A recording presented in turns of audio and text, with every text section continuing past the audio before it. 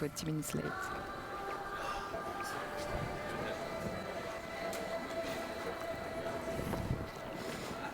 Cool.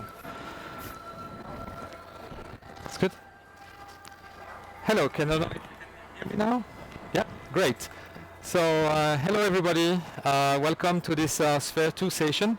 So I'm going to give you a few words about what you're going to be looking at this morning.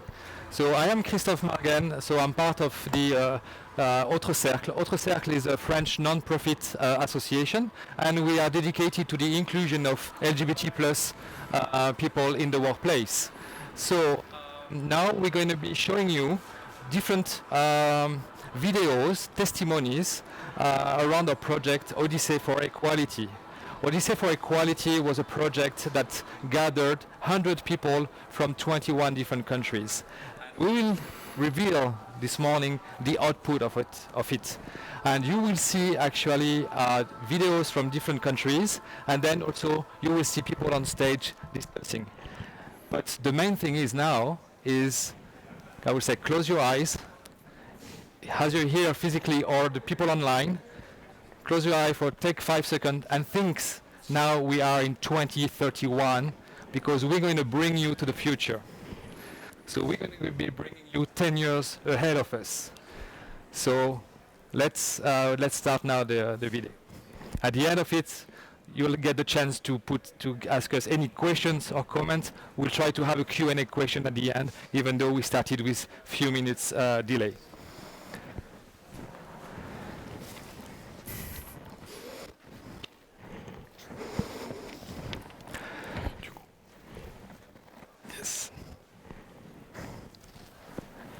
That's just showing, who the people were actually coming from in this project, those 100 people from 21 different countries.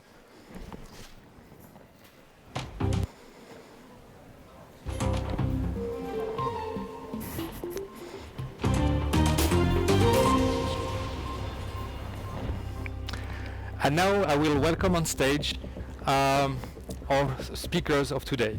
So I will welcome Catherine, our Chief People and Talent Officer in a small and medium-sized enterprise. I will welcome Olivier, specialized in artificial intelligence, and I will welcome Sophie, Director for a non-profit organization, and I will welcome Guillaume, an expert in corporate governance. So thank you very much for being with us today, for joining us in this session. So we are in August 2031. So we are 10 years ahead. So really think, we are in the future now. And we're going to be highlighting the different outputs in this session. And we're going to be celebrating the progress and all the changes that have been made since the last 10 years. So for that, we're going to be starting with a general video of Aurélien from France. And let's hear what he can say about it.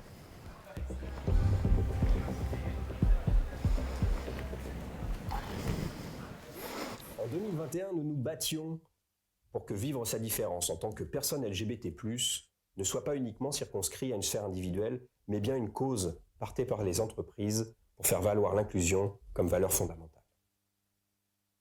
En 2031, enorgueillissons-nous que ce ne soit plus un sujet ni individuel ni d'entreprise. Souvenons-nous du rôle des entreprises moteurs d'un monde de tolérance. Si encore 10 pays pénalisent l'homosexualité, souvenons-nous que c'était encore 71 en 2021.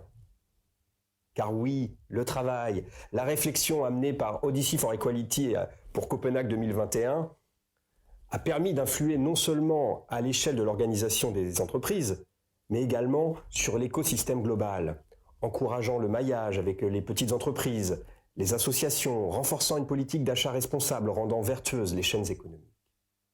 Et puis, si je dois souligner une initiative phare, je prendrai celle qui concerne les modalités inclusives des communications d'entreprise.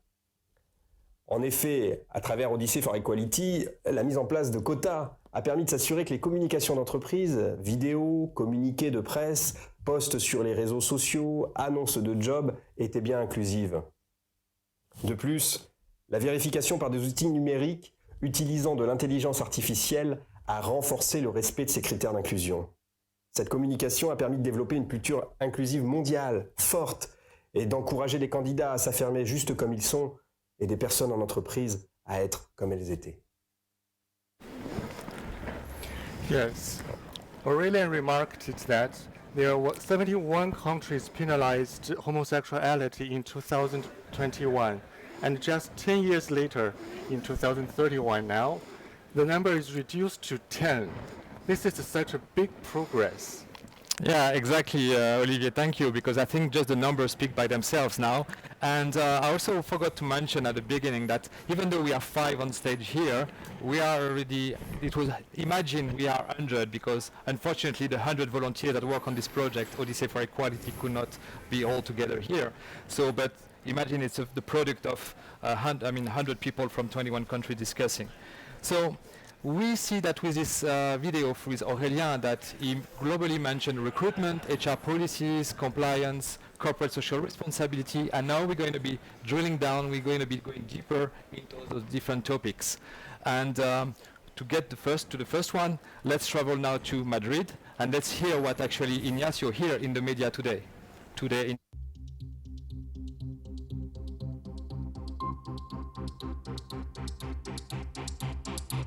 Hola Marga. Hola, ¿qué tal? Oye, ¿has visto esto que estoy mirando?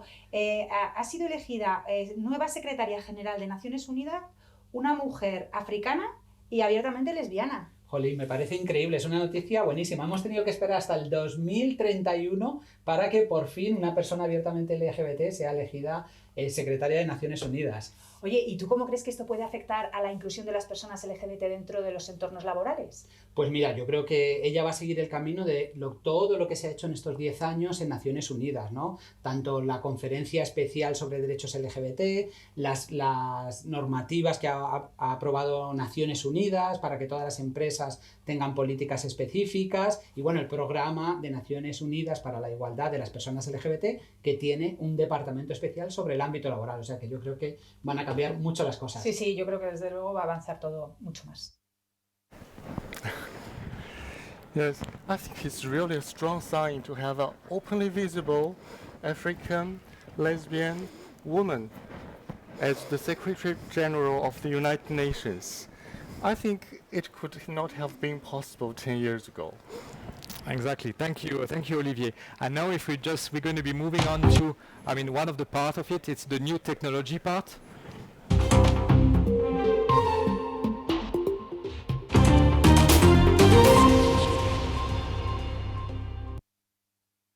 Understand how this has been possible. So we're going to be trying to understand in terms of technologies, what are the different changes, what are the main changes that happen.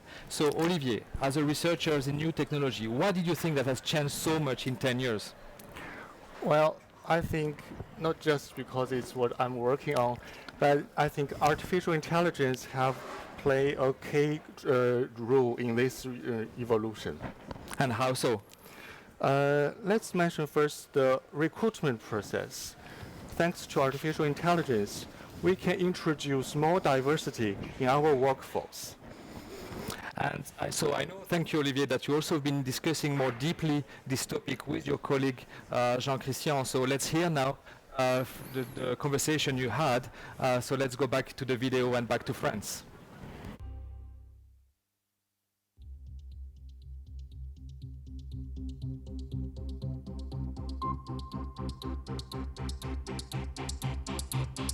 你还记得吗？在以前，一个人会因为名字的原因而不被公司录用。On a l'impression que ça fait des siècles. Et dire qu'en 2021, les personnes LGBT étaient discriminées dans certaines entreprises, qui les considéraient moins stables, moins fiables. 确实是这样，在2021年的人工智能还不追求团队的多元化。他们更多的是在海量的简历当中寻找和原来的员工最相似的那一个人。Heureusement, les systèmes ont évolué. C'est vrai que maintenant, avec l'intelligence artificielle, les personnes qui recrutent regardent davantage les compétences, la complémentarité avec les autres personnes de l'entreprise. Aujourd'hui, elles recrutent des talents, des personnes qui vont transformer les produits de l'entreprise, transformer les services et même la culture de l'entreprise. 我非常赞同，现在2031年的人工智能已经消除了绝大部分的偏见，而且我们高兴地看到，团队的多元化已经成为了招聘过程当中一个非常重要的指标。So yeah, wow, and that's impressive. How actually artificial intelligence help remove some of the human bias, and I think artificial intelligence became in 2031 really a force for driving the change as an opportunity. And now I'm going to be turning to Catherine, and I will ask Catherine, as a HR specialist, what do you think recruitment using artificial intelligence was a way of a major change in 2031? It was indeed a major change. Recruiting with artificial intelligence brought definitely more cultural diversity, which is itself a condition for innovation, which is itself a condition for value creation, both socially and economically. But there were other major changes, such as role models or focal points. With role models, employees could see that senior leaders were openly out and successful, and it was a way to encourage everyone to be out too. Also, we saw an increase of equality sign as a core value in companies' compass values.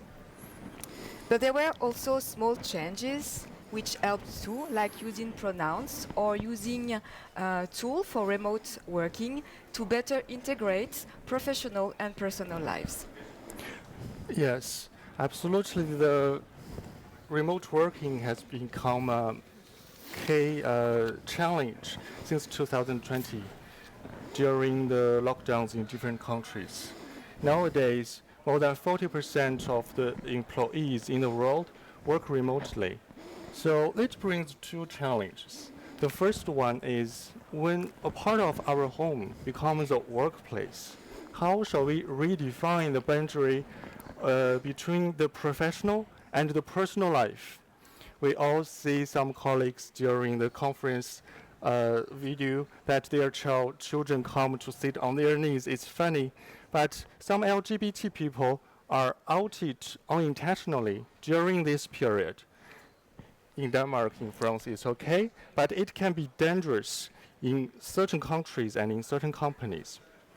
And the other second challenge, is that how can we build the team spirit with the remote working?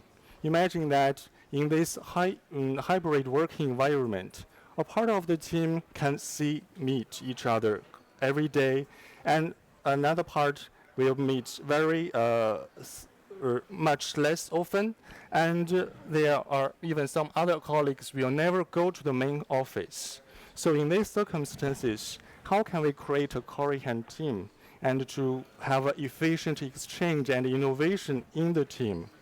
So certainly the working culture has changed a lot during the last years, and most companies faced this change proactively. They've adapted the remote working tools to facilitate the exchange between the employees, and secondly, they've invented the new collaboration practices compatible with the remote working to enhance the team spirit. Thank you. Thank you, Dan. Thank you very much for all those inputs, Olivier. And technology progresses in our history, we should really try to transform the fears into opportunities. And it's the same for artificial intelligence. This should not be a threat or fear. We should transform it now into opportunity. AI should be a force for driving the change.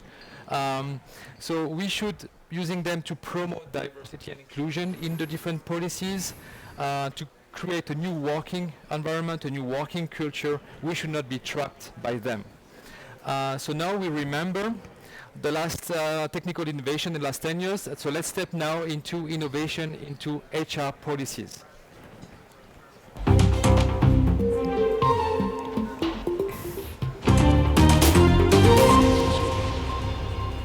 So now, Catherine, moving on into HR policies topics, what is the secret of successful HR policies regarding diversity and inclusion? I think the success came from a combination of a new mindset, an increased awareness, and more inclusive family-friendly policies. Remember, we are in 2031, but in 2022, a global policy for family care was created and an increased number of companies signed it. This way, they were compliant with the 5 international standards of conduct for business of the United Nations, and they were able to offer the same rights to everyone. I would like to take you to Mexico now to listen to Hector to understand more about these family policies.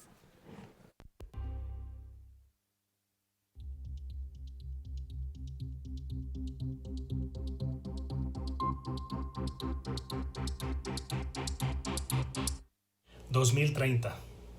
Vaya que hemos hecho historia. Por primera vez, nuestra comunidad tiene acceso a la política global para el cuidado familiar, donde podremos extender nuestros beneficios legales, médicos, a nuestros cónyuges e hijos en cualquier parte del mundo, y sin la necesidad de temer por nuestra integridad, por nuestra salud. Y sin la necesidad de tanto papeleo, simplemente el registro ante Seguridad Social. Desde el año 2022, las empresas del Comité Internacional LGBTQIA han gestionado estos cambios radicales en apego con los 5 estándares internacionales de conducta de los negocios. Y durante diversas fases de implementación, hoy en 2030 podemos decir que está completamente avalada e implementada. Esta política está incluida en la Agenda Global actualizada de este año 2030 en apego a la regla número 10 sobre la reducción de inequidades en los negocios. Y esto es una realidad. Estamos haciendo historia como comunidad. Estamos haciendo historia como humanidad. Somos libres. Somos seres humanos. Somos ciudadanos de primer nivel. Seguiremos luchando para que este mundo siga su curso equitativo, donde todas las diversidades tengan un pedazo de espacio en este gran mundo de equidad, donde la cultura del respeto siga promocionándose entre todas las naciones. Tuvimos un reto muy grande durante estos 10 años. Sufrimos pandemias, sufrimos situaciones adversas. Sin embargo, aquí estamos. Y seguiremos luchando por nuestra dignidad, por nuestro respeto y por la dignidad. Gracias. So we've just been hearing a great message from Hector from Mexico.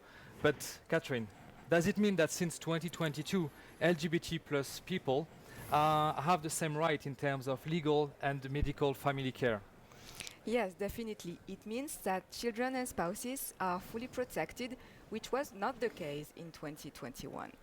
For a long time, paid parental leave, adoption leave, quality childcare and child benefits were not a reality for most LGBTQ parents around the world. And we know that family policies help to reduce parenting stress. They help to promote employee well-being, which in turns lead to better work efficiency and happy employees. But for a long time, this was denied for LGBTQ plus people, and we are so glad now that everyone has the same rights. Thank you, Catherine. And I think we can say now, I mean, in 2031, above all, the main change over the last 10 years is the full acceptance and empowerment of intersectionality in companies' diversity and inclusion policies. So we're going to be moving now to more talking about intersectionality approach.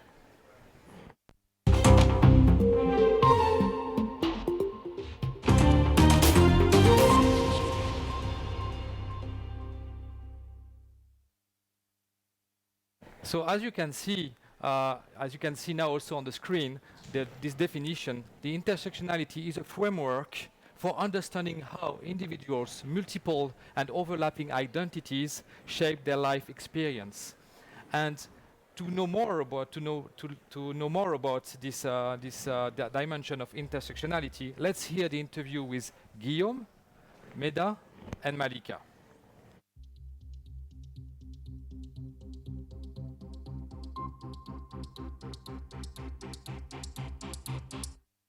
intersectionality has become a key topic taking more and more space in the debates. And to define this term, L'Autre Cercle gathered a group of experts that defined intersectionality as a framework for understanding how individuals' multiple and overlapping identities, meaning disability, gender, race, religion, social class, economic background, sexual orientation, and many others, are shaping the life experience of individuals. And to understand better why intersectionality has become one of the main concerns for most companies, we have the pleasure to welcome today Meda, who is head of HR for her company. Meda, can you explain us in a few words why and how intersectionality has been a game changer for your company? Our company has spent many years trying to understand what we could do to retain talent, to encourage existing employees to stay, to recognize their differences, and of course, difficulties that may come with each difference. We were losing a lot of time and people for reasons we didn't really pay attention to. We wanted to have a competitive advantage when it came to talent, but our attrition rate was really high, and key talents were just leaving the company for our competitors. We decided to take an intersectional equity approach to this challenge, and we rapidly saw that it was far better than the traditional approach to equality. We now try to understand each person's overlapping and intersecting differences and try to create a safe space for everyone. This has increased performance and company culture. We feel a much stronger sense of purpose and belonging in this company, and it's had a very positive impact on everyone's desire to stay with the company.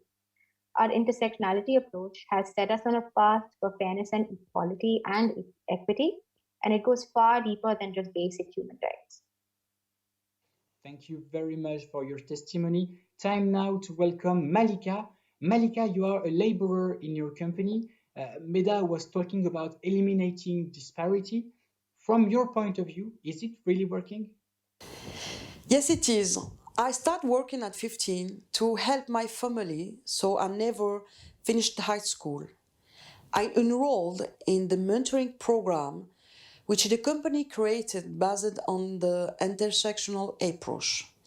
This mentoring program for blue-collar employees was a real groundbreaking, as my company had previously implemented program only for managers. As a result, I was able to move up and become a supervisor in my organization. Without my mentor, I would not have made it. It was a great experience for me. Having this opportunity to grow and to develop my skill motivated me to come to work every day. I used to think that these kinds of roles were only for one type of person, but the intersectional approach opened a new opportunity that were not possible before. I am proud to be a part of this change. Thank you very much, Malika. Time now to go back to Meda for one last question. As a manager for a large team, do you see an impact in your day-to-day job for you and for your teams?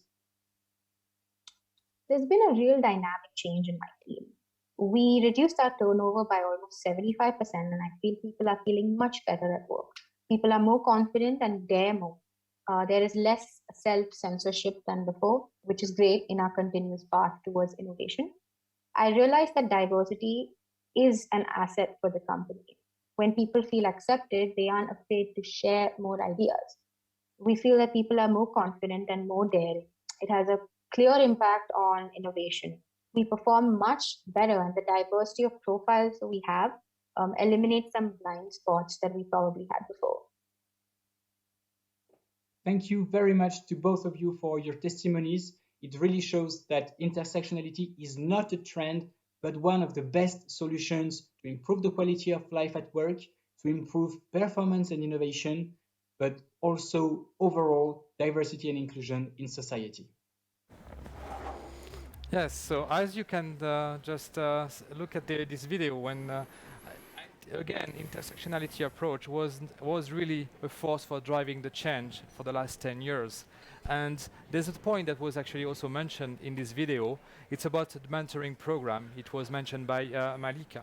So, Catherine, what do you think of those mentoring programs. How did you implement it in your company? What's your experience? We are still in 2031, but remember, 10 years ago when we were in Copenhagen in the plenary sessions, they talked already about mentoring programs. I truly believe mentoring programs make a difference. They have created a strong movement of acceptance and awareness. We created our own program in 2022, and I'd like to invite you to listen to Denise from Paris to understand more about her program.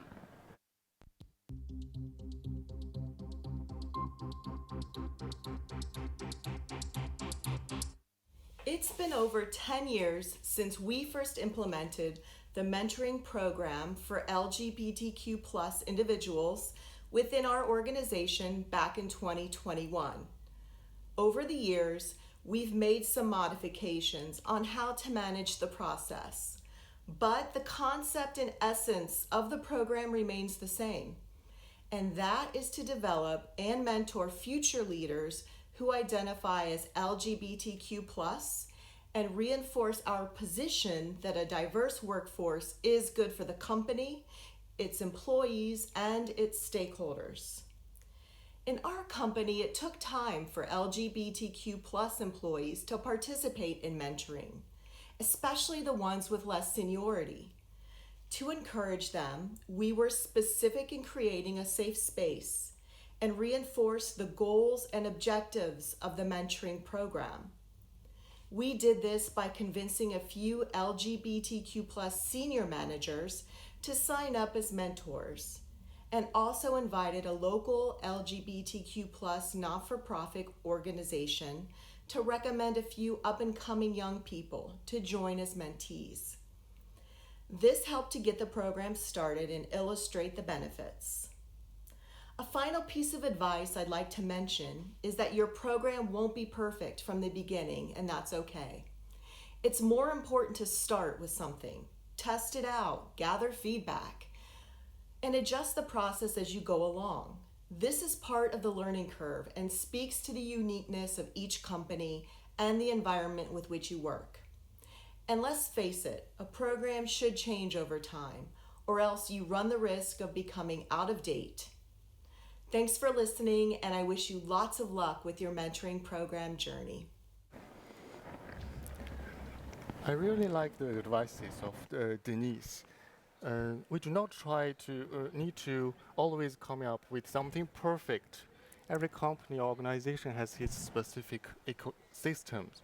So let's just begin small and then improve the program over time with feedback and lessons learned. Indeed, we didn't know how to start, but we decided to start small instead of not starting at all. And when the first leaders joined us as mentors, we knew we were on the right path. And then we were able to convince our leadership to inscribe equality as one of our core values, and this one another great milestone for us. That's very inspiring, Catherine, about your example. But so it shows that you don't need to be a major company to deploy those type of mentoring program. So how did you get inspired?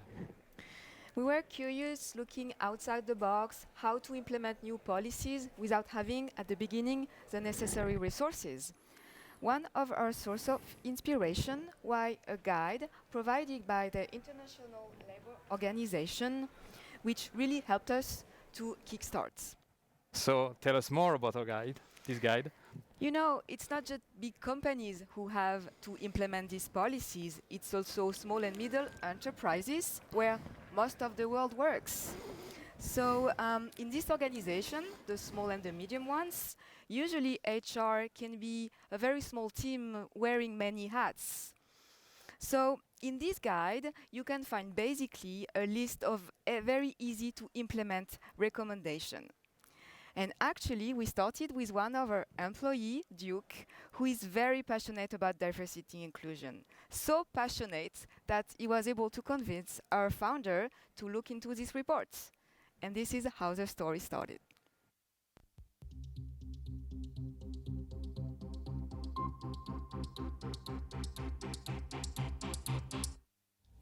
Hello, my name is Duke and I work for a Polish startup. It was founded 2 years ago in 2029.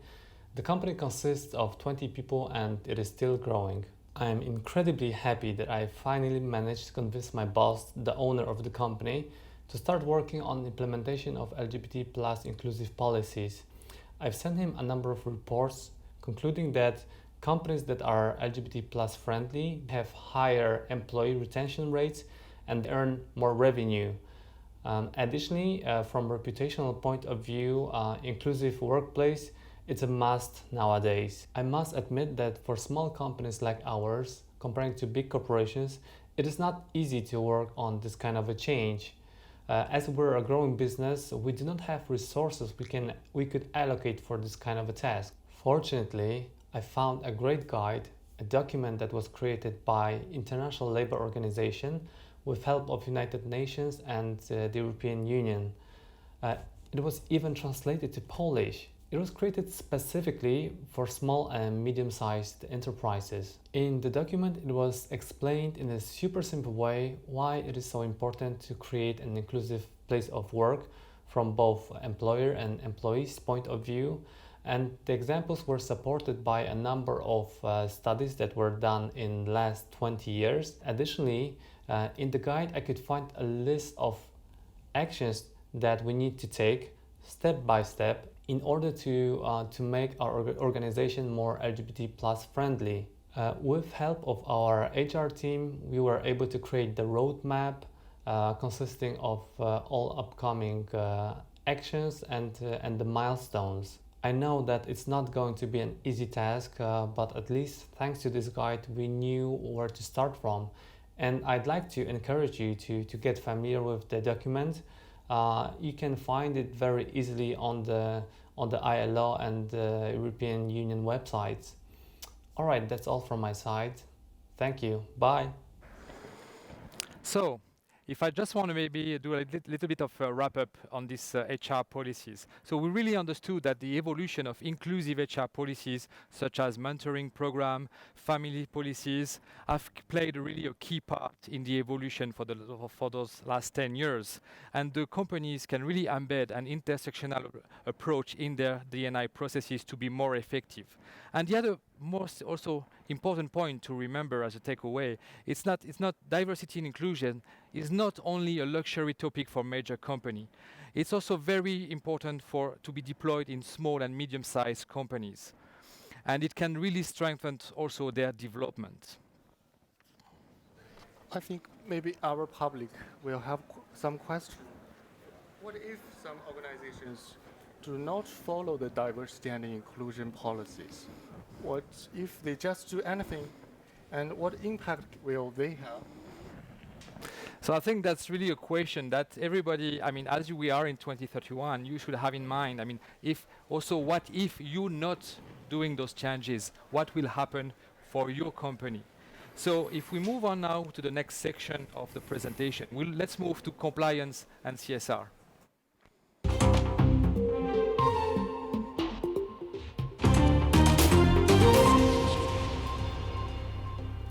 And with this now, we're going to be showing you, what happened in 2031. With this example, we're going to be looking at from Alex from Singapore, from a bank. You will see how the situation is now in 2031.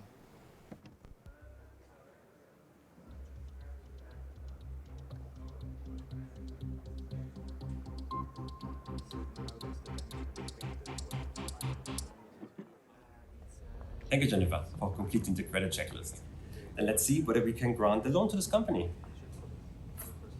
Okay, apparently not, because the company is not complying to UN Sustainable Development Goal number 10, reducing inequalities. Already 6 years ago, 2025, the UN incorporated also sexual orientation as well as gender identity to this goal. So then let's call the client to inform him about our decision. Hi, Paul. This is Alex speaking from XYZ Bank. Thank you so much for your credit application to expand your factory, but unfortunately, we are not able to grant you the loan at this stage. As you know, our bank is highly committed to the Sustainable Development Goals from the UN, and we only want to work with companies who are equally committed to those goals. Although you have achieved really high scores in a lot of categories, there's one big blocking point. And this is the Sustainable Development Goal number 10, which means we should empower and promote the inclusion of all, including members of the LGBTQI+ community. As far as we can see, you have not implemented any policy to prevent the members of this community against discrimination or treat them equally. Hence, this is the reason why we are not able to grant you this loan at this stage. But we are happy to set up a meeting with our diversity and inclusion officer to help you to set up appropriate guidelines for your company. And if and when you have proven a good track record, we are happy to review the credit request again. Thank you so much for your understanding, and goodbye.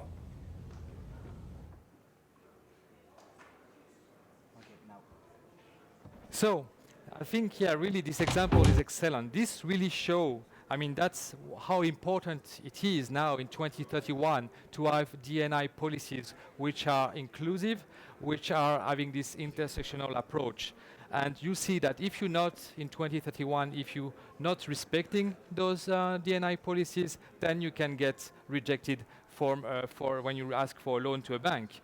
So we're going to be now moving into another section and of the presentation. So I'll ask again Sophie and to come into the stage, and we see that in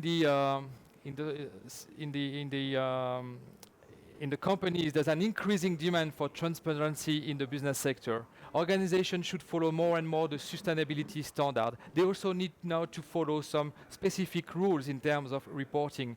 No, I'm not talking only about financial reporting, but there's more and more other type of reporting. And we're going to be moving, we're going to be now moving to compliance and CSR.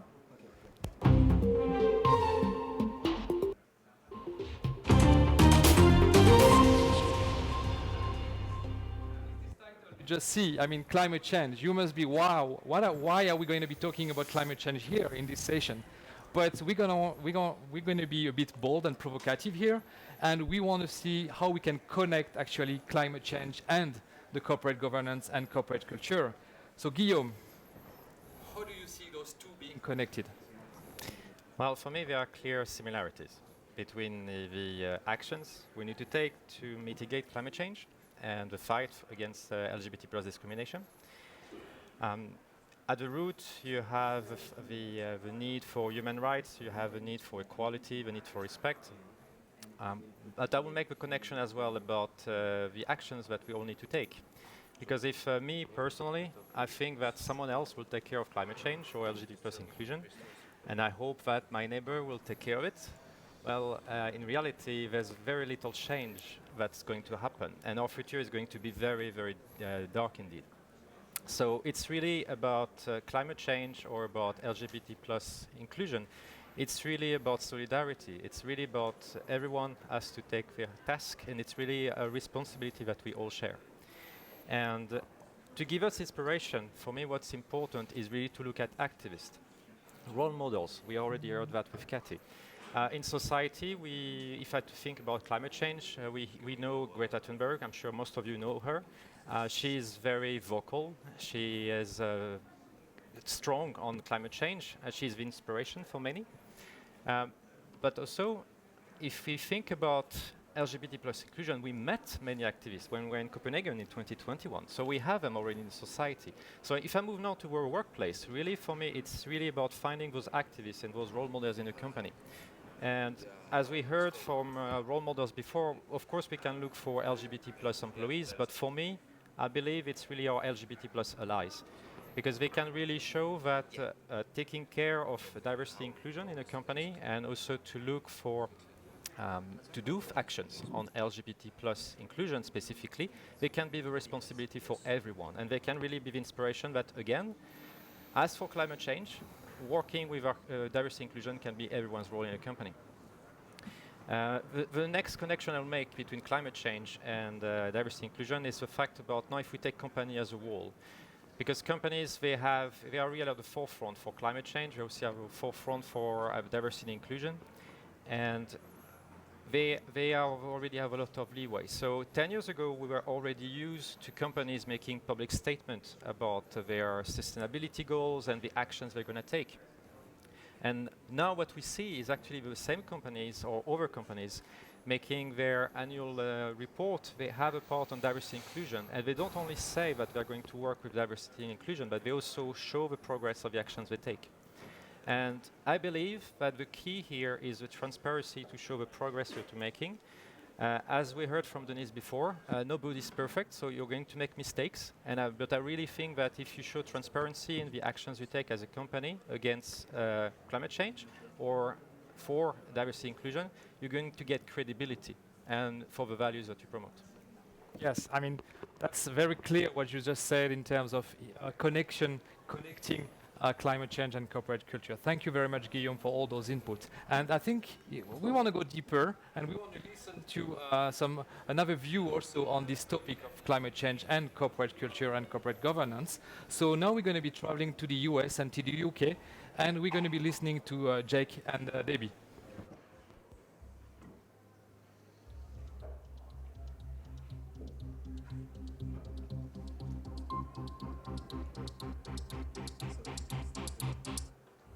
Hello, and thank you for joining us, and welcome to the review of the last 10 years and how far we've come in the world of LGBTQ+ rights. In the 10 years since Global Pride in Copenhagen, when we thought that climate change activism may overshadow the future of LGBTQ equality in the workplace, much has happened. We've asked ourselves the question, is there only space for one type of activism in the world? And what could LGBTQ+ community learn from the climate change activism that had taken place? So let's start from the beginning. Now, as we look back on how the LGBTQ+ global community has changed in the 10 years, the turning point really came with the Copenhagen meeting at World Pride and the decision to come together with the United Nations to set the vision for the future. Each member state signing up to the accord set out a new way how they would end discrimination against LGBTQ+ people and set a future of equity and equality. What have we learned about the parallels between LGBTQ+ rights and climate change? Yeah, and we know that a lot of the change was driven by the employees themselves. These lobbying for equality and paternity rights meant that anyone having a baby has the same right to time off, for example. Now all corporations and companies by law have diversity representation and inclusion recruitment policies, and they publish as part of their annual report. Even the move to only procure from companies and corporations with positive LGBTQ+ policies has become commonplace. But in the end, the evidence that inclusive and diverse workplaces saw increased profitability was hard to ignore. As always, it drives a question, is it all about money? Well, yes and no. I mean, money certainly plays a part in both the narrative for LGBTQ+ rights and climate change. But on a more human level, it affects every part of our lives, from our environment, that the way we live and interact with one another, and so forth. So we're talking about the social, psychological, as well as financial aspects that all tie together. We know that health, both mental and physical, is directly influenced by how we feel about ourselves and the environment that we live in. So thanks to the inputs provided previously by Guillaume and the one we just heard from Jake and Debbie, I hope now you get a better understanding why we thought it was important to make the link, the connection between climate change and corporate governance and corporate culture. Because what we want, it's not only sustainability, but what we want is improvement. We want improvement in all those different dimensions. So I hope with this you get this understanding of the importance of having also vocal voice in our community. So we're going to be quickly changing now topic, because also I'm looking at the time. So we want to move now to the transgender inclusion in the workplace.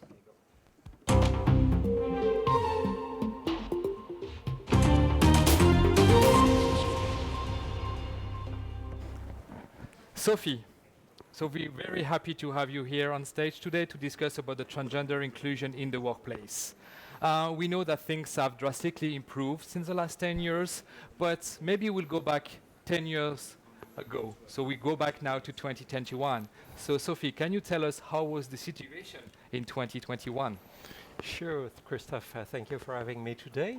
Actually, the opportunity we took 10 years ago was to make a 360 thorough assessment of the situation of transgender people in the world. And it was a very, very interesting view. And the general consensus was contrasted.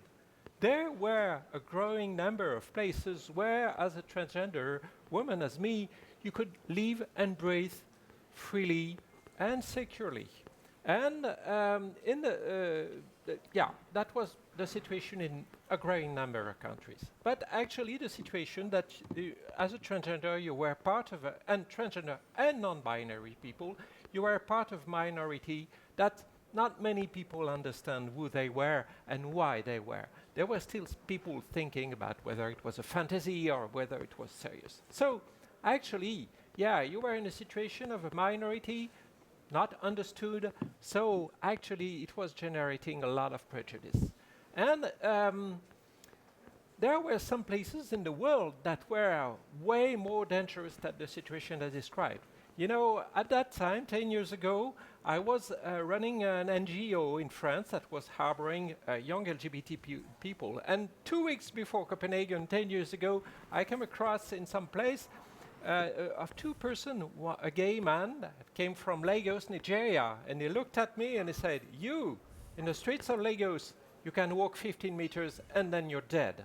And then 5 minutes later, I came across some lady that came from Bangladesh. She was 19, and actually she had traveled all the way to Bangladesh in conditions you can imagine to go to France and be accepted as a woman she had always been for 19 years. So, yeah, there were good things, there were bad things. And in the workplace, actually, this translated in something quite unnerving, you know, because in many places, having transgender people at work or transitioning at work was actually described as an issue, creating problems, questions about social security, badges, which restrooms you're supposed to use, which we were talking about transgender issue at that time. Yeah, thank you very much, Sophie. And I think now we want to move on to 2031 and to know more about how is the situation now today in 2031. And I like really the example you gave. I mean, you mentioned that in 2021, this gay man in Lagos, Nigeria, could only walk 70, oh no, you could walk 70 meters in the street. I would say, how many meters could you walk today if you were still in Lagos, Nigeria, as a trans person? You're trying to trick me, but whatever. I'm not good at numbers, but let's say that the distance has doubled as a fair guess. Actually, the situation today has really improved, and it's not perfect. Nothing is perfect, but the situation has really improved. And what has happened? Actually. Today, everybody has learned to accept one's gender expression and gender affirmation. And you can be a 6'2" bearded person and be accepted as a lady in whatever place in the workplace.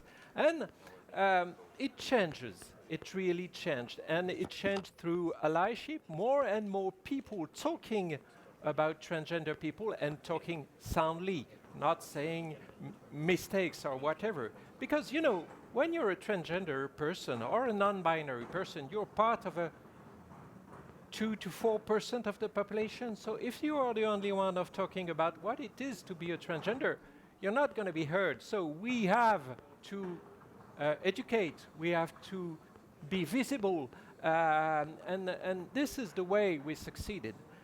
One thing happened in the workplace is that more and more HR people and managers and top managers have understood what it brings in the company and in the organization to have some transgender people.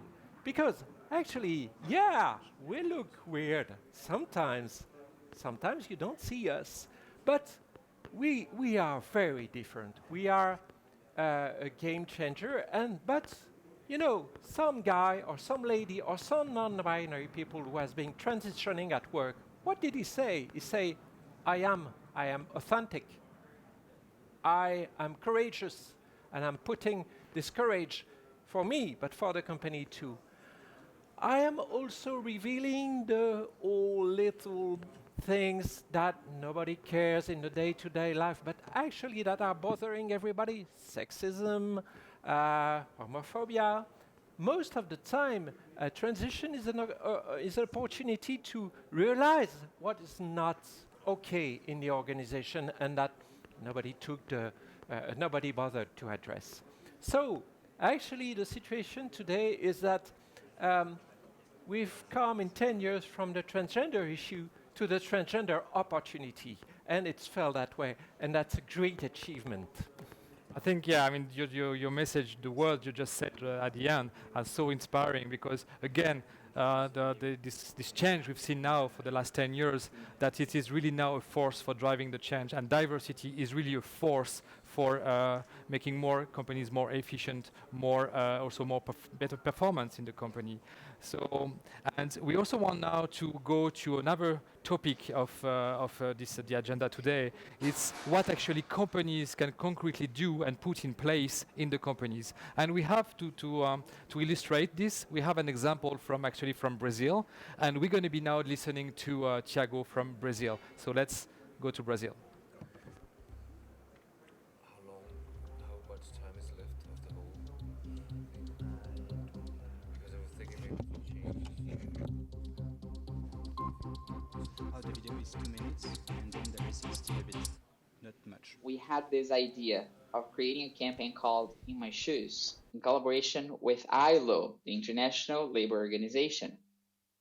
This campaign consisted of a full-day event to raise awareness, to support the LGBTQ+ employees by getting top executives and leadership to exchange one day in their lives, allowing an understanding of each other's challenges and constraints. This program was successfully deployed by 2025 onward because we considered specific safety protocols to be included to guarantee its participant protection. And we had full support of top management. Therefore, we could build and consolidate an agenda of 3 main pillars of action, which in combination will drive growth, equity, and sustainability for present and future generations. And they are increasing investment in people's capabilities, increasing investment in the institutions of work, and increasing investment in decent and sustainable work. This campaign is now fully embedded in each company and in their talent management process. It is even now seen as a strong argument to attract diverse talent, and it's mandatory criteria in defining a company as a great place to work. And thank you so much, and let progressive initiatives continue for a safe and more inclusive workplace.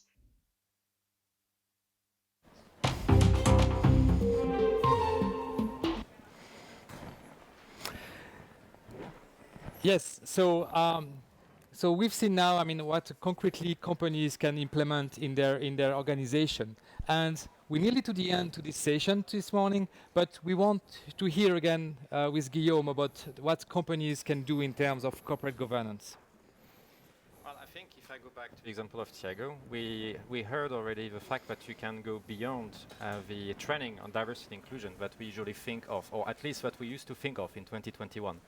And I will make it as to take diversity inclusion in the day-to-day business, like going into the My Shoes program, but also to talk about using opportunity, like Sophie told us about transgender issues, to make it as an opportunity instead, or about the mentoring that we already talked about.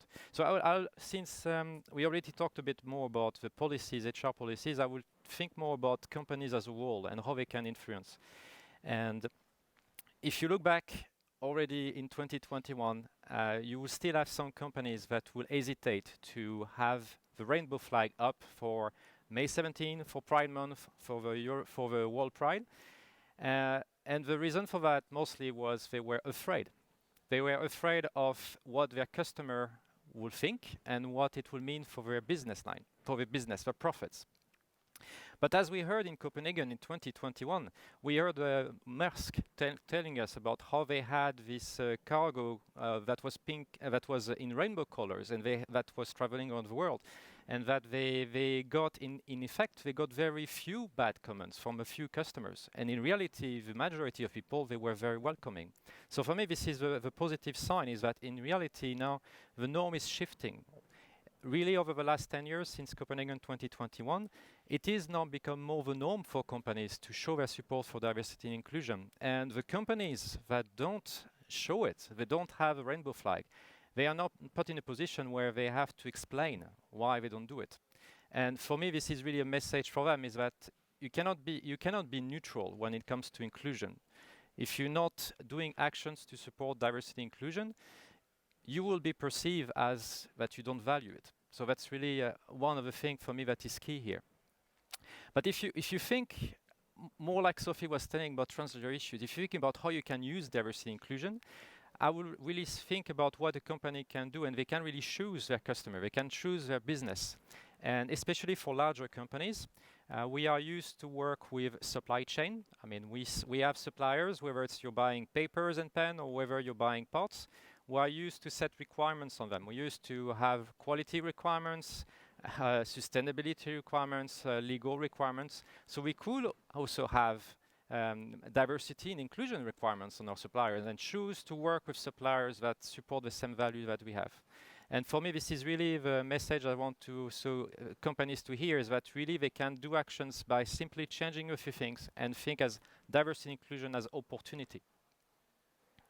Thank you, Guillaume, because I really also do think that here and courageous, and we also heard earlier this morning that, I mean, also a company, you can also get, I mean, if someone is not sharing the value of the company, well, the person can go and find another job. I mean, we need to have now some courage and to be bold, and that's what is happening now in 2031. So we have this courage. So I want to say now, because we're coming to the end of this session, I want to really thank very much, I mean, especially all the 100 volunteers that, yeah, as I said in the introduction, we 5 here on stage, and I know I'm looking at them at the camera because I know there's a lot of them connected today. So I want to thank you very much to be with us today, and for all this work that we've been doing for the last 8 or 10 months, been working together every week to get to this point. But before we finish with the session, there's still 2 more videos, 2 more testimony we would like to show you, to share with you. There's a quick one from, we go to Belgium. So we say hi to Ludo, and then we'll go to the US with Denise.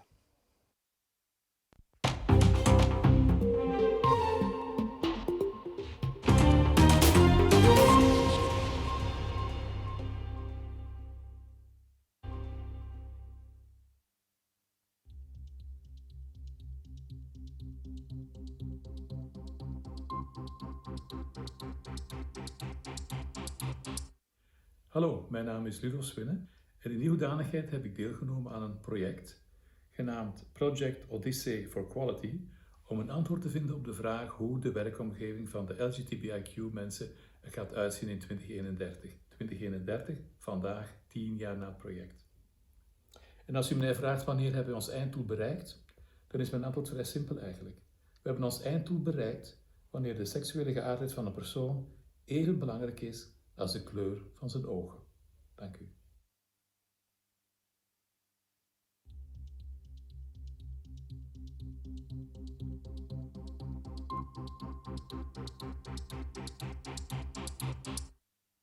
You know, cultivating inclusion is an ever-evolving process with constantly moving targets. You'll never be done.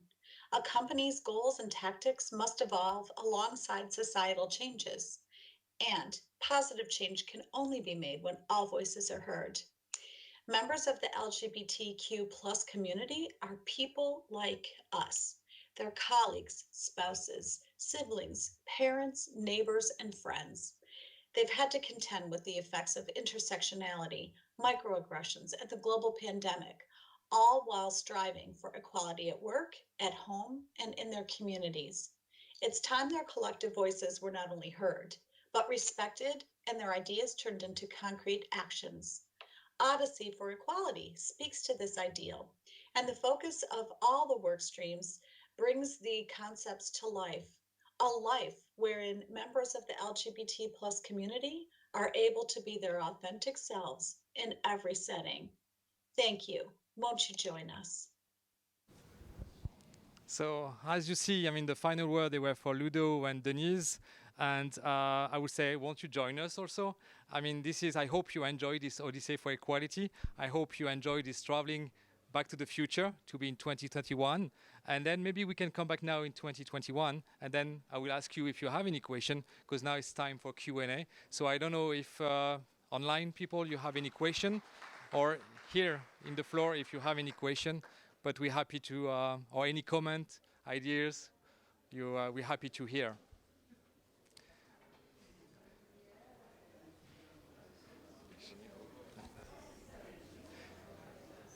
So I don't know if digitally, you have a question? Just one question for all of you, maybe. How did you feel supported by your company during all the journey that you made for your project? On n'entend pas. How did you feel supported by your company for all this project?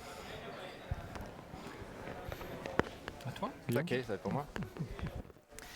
Well, is it on? Perfect. Je vais tout dire. Well, for me, it was really to be able to give time. We've can give ideas as well. So thank you for my colleagues of the company. Really, it was during this 8 months, it has been the opportunity to use some technical skills that we have, the networks we have internally. And for the company itself, well, I'm here. So I'm very happy that my company, Renault, paid for my ticket so that I could be at the World Pride, because that's really for me also showing that a simple token that you can be flown to an event like the World Pride, which is not usually seen as a business event. Yes. Yes. In fact, as a migrant to France, from Asia and LGBT, I live the diversity and inclusions every day in my work. So I find the change. I feel the difference between when I was in China mainland and in France. And so that is why I know the difference to be authentic in the studying or working environment. We can really be more relaxed, and so be more creative, be more devoted to the work. So I think it is we are supported by our companies. We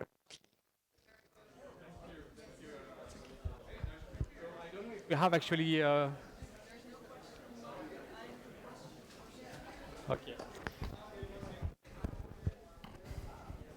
Hi, so my question is for Sophie.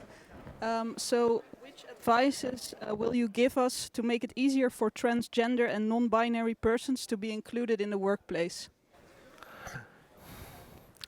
I'd say don't doubt of the legitimacy of what you are doing. Because, you know, when you're saying, yeah, I'm a woman, I've always been, even you're doubting. So don't doubt. Because if you have the courage to think it, there's no more questions to be asked. That's the first thing. Then learn to talk, learn to educate, learn to talk about something that's very difficult to explain. It took me 50 years to explain to myself that I was Sophie, and I had to admit myself. So, yeah, it's difficult to explain to others, and it's an art to master, to be talking to others what it takes to be a transgender person. Be kind with yourself, because, becoming a lady is a tough job. And I think on the other side, it's a tough job too. Even, the standards have relaxed a little bit thanks to the work of feminists over the past year, thanks to the work of non-binary people. Yes, but yeah, it's tough. And be kind to yourself, be gentle to yourself, and be aware of the way you can contribute to your company. And be aware that all the hurdles you're going to get in, all the troubles you're going to get in, they are actually opportunities for your company to grow and for all your co-workers to gain a little comfort. And I'm going to give you a little example. A couple of weeks before coming to Copenhagen, 10 years ago, or whatever years ago, I was doing some consulting in a big city in France for there was a public swimming pool, and there was a person that was becoming her true self and becoming a lady. And yeah, that was a lot of trouble because yeah, all the questions you asked at that time, is she mad? Is she crazy? Is she, what is that? Yeah, we were at the very basis of the situation. And there was one thing on workplace related, which was related to the changing room. And everybody was mad about her coming to change herself in the women's room. So what was, actually, when you look at it, what was the problem? It was not the transition of this lady. The problem is that in the changing room, you had it was actually a big room where you got naked in front of your colleagues before going to work, which nowadays is quite a mind-boggling configuration. So actually, this lady, she helped address one everyday I can bear it situation, and she made clear that the problem was the configuration of the changing room, and the changing room, and everybody changed and everybody was happy thanks to this lady becoming herself. So be aware of what you can bring to your organization, and know that every time you're going to run into a wall, it's going to be something for your coworkers. Thank you very much, Sophie.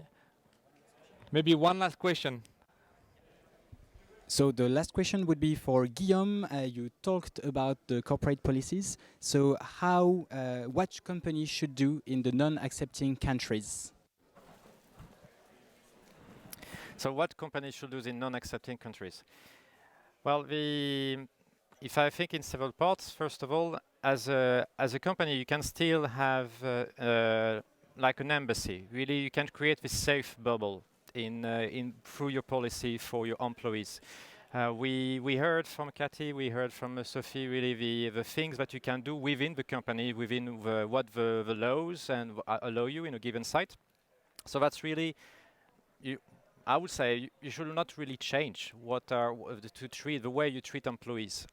And I will take the example, for example, for benefits. I think you brought it up. For example, as a company, you can really have benefits that you can share to most of the people on the site.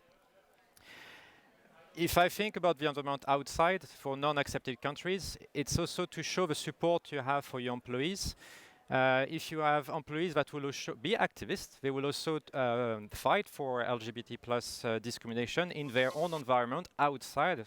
It's really to show support to them. And support can be, of course, if there is a problem, but it's also showing that you have their back. I mean, you are promoting them, you're really sharing what they are doing. And for me, this is already the thing that you can do as a company as a way to influence the environment around you.